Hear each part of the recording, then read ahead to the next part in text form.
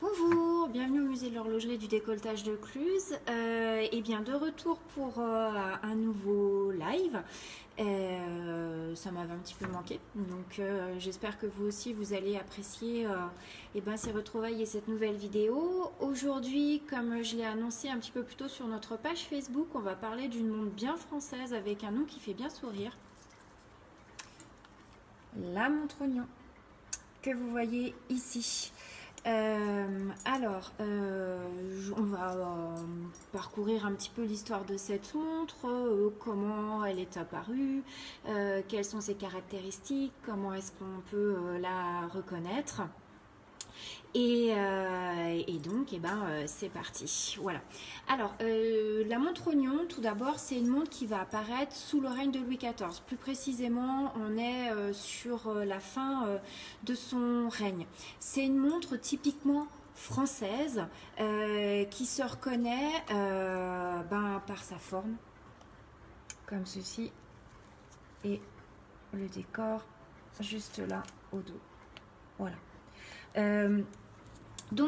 Ces montres oignons qui doivent leur nom à leur taille particulière, à ces ventrus qui ont une mécanique assez épaisse, en fait, sont une invention purement française. On revient en 1675. À cette époque-ci, Christian Huygens va inventer le ressort spiral, qui va permettre une meilleure constance dans les oscillations du balancier.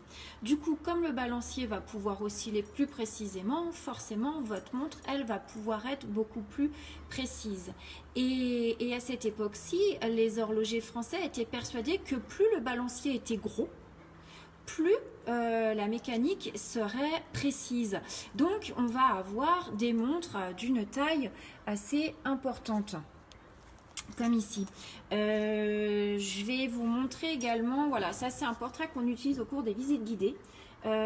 Ici c'est le portrait de Marie-Thérèse Infante d'Espagne. Elle porte deux montres oignons, elle, à la châtelaine. Voici la façon dont on porte les montres à cette époque-ci. Alors, donc, ce qui nous intéresse, en fait, vous le savez, nous, à chaque fois, c'est d'ouvrir les montres. Alors, comme c'est petit, aujourd'hui, je pense que je vais me lancer là. Hop. Voilà. Ici, une montre oignon avec une seule et unique aiguille. Une boîte en laiton doré qui est quand même pas mal décorée. On parlera un petit peu des décors après. La particularité de ces montres, c'est que pour les ouvrir, on va ouvrir à la lunette, charnière à 9 heures. Hop. Et ensuite, pour pouvoir accéder au mouvement, les petites... voilà, ici, à ce niveau-là, il y a une petite griffe que l'on peut prendre et la charnière à 12 heures va vous permettre de pouvoir lever le mouvement. Alors, hop. Et on a accès à la mécanique. Alors, ce qui frappe en général, avant tout, les montres oignons, ce que vous voyez ici, là, super bien sculpté, décoré. C'est ce qu'on appelle un coq.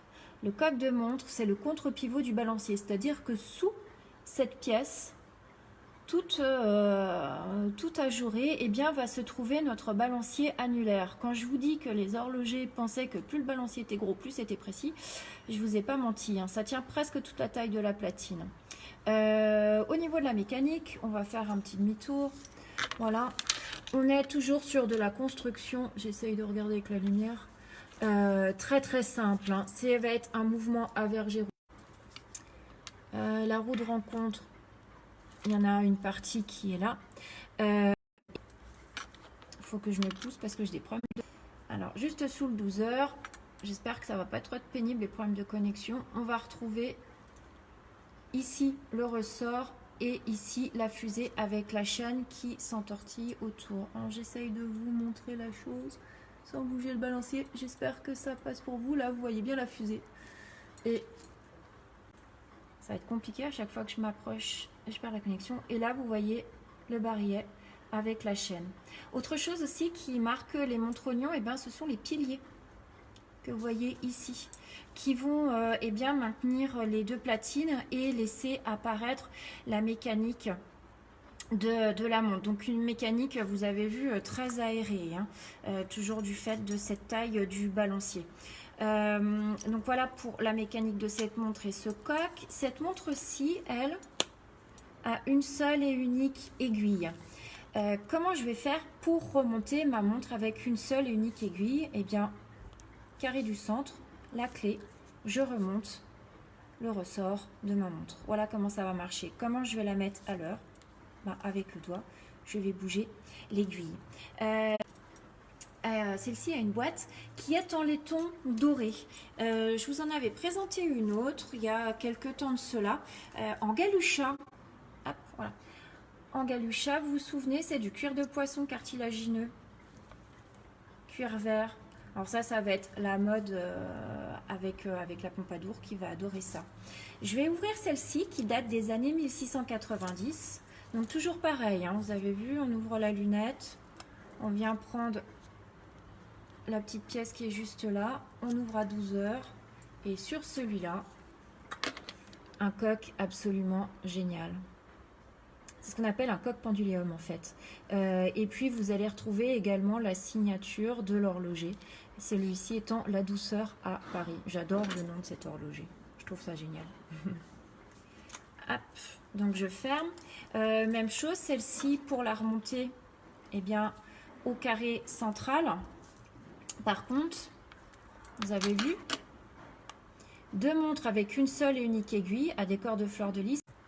Alors sur cette montre-ci, un cadran en laiton doré avec différents cartouches en émail. Au centre, vous allez voir un anneau avec des points et des traits. Et en fait, c'est pour marquer les quarts et les demi-heures. On n'arrive pas à faire une mécanique assez précise avant 1690 pour les Anglais et 1700 pour les Français pour pouvoir ajouter cette fameuse aiguille des minutes. Il va falloir encore un petit peu de temps après l'invention du spiral par Huygens. D'ailleurs, montre oignon ici française, j'ai l'équivalent au niveau de l'époque ici d'une montre anglaise de 1712. Voilà. Et à côté, j'ai une montre oignon française. Hop, si je fais comme ça, des années 1710. Alors, assez rare pour la montre française. Elle est en argent. Je vais poser l'anglaise pour l'instant. Dos en argent. Et puis, toujours la même chose. Je vais l'ouvrir donc à la lunette. Deux aiguilles là pour pouvoir remonter ma montre. On va déplacer le problème du carré à 3 heures sur les cadrans des oignons français, c'est que à chaque fois que vous allez remonter, si jamais vous ne faites pas attention, eh bien vous risquez d'avoir un petit éclat au niveau du cadran. Et c'était problème assez courant. Donc même chose, on va ouvrir la mécanique. Hop. Et à l'intérieur se trouve un coq en argent ajouré. On va ouvrir maintenant la montre anglaise. Donc je vous l'ai dit, hein, les deux là sont contemporaines. Maintenant que j'ai ouvert la montre française, on va ouvrir la montre anglaise. Alors les montres anglaises, elles sont caractéristiques par deux choses, c'est qu'elles ont deux boîtes. Alors je vais ouvrir la première. Hop, voilà. Et je sors la boîte et le mouvement. Le verre, il n'est pas là, hein. C'est juste une boîte, d'accord? Là, voilà ma montre en elle-même. Et si je tourne, on n'a pas tout de suite accès à la mécanique. Les Anglais, eux, vont protéger la mécanique de la poussière. Le carré de remontage chez les Anglais, il est ici au dos. Et donc, pour pouvoir accéder à la mécanique, je vais ouvrir à nouveau la boîte. Donc, hop, ici, je rouvre là et voilà. On découvre l'intérieur. Alors, autre astuce pour reconnaître une montre anglaise du XVIIIe siècle, regardez le coq. Ici, vous vous souvenez, le contre-pivot du balancier. Les montres anglaises, elles ont un pied ici. Alors, à nouveau une déconnexion, désolé. Alors que les coqs français, eux, en fait, ont deux pour pouvoir être maintenus sur cette mécanique. À nouveau, un joli travail, hein. La mécanique anglaise, ça va être exactement la même. Un mouvement à verger roue de rencontre. On va retrouver des piliers décorés, là notamment pilier tulipe, la fusée Et puis, si je tourne, je vais vous mettre en face, hop là, juste là, et bien, se trouve le spiral avec la chaîne qui sert à remonter eh bien, notre montre. Un joli décor gravé, hein, vraiment. Hop, donc on va remettre tout ça. Donc vous voyez que les Anglais sont plutôt prévoyants au niveau de la protection de leur du cadran. La voici. Hop, voilà, je reviens. Je suis désolée, je ne sais pas comment ça se passe pour vous, mais alors moi j'ai plein de coupures où ça me met tentative de connexion, donc du coup j'arrête de parler, ça... C'est un petit peu bizarre. Je vais revenir sur le décor des boîtes. Ici, nous avons une boîte dans les collections du musée. Alors ça, c'est en réserve, hein, c'est quelque chose que vous ne verrez jamais. Qui est en laiton doré. Avec tout un travail de gravure que l'on dit repoussé. Et la lunette qui s'ouvre. Et puis là, vous voyez qu'ici, on a... Hop, voilà, si je fais comme ça, un petit espace pour pouvoir laisser le pendant de la montre.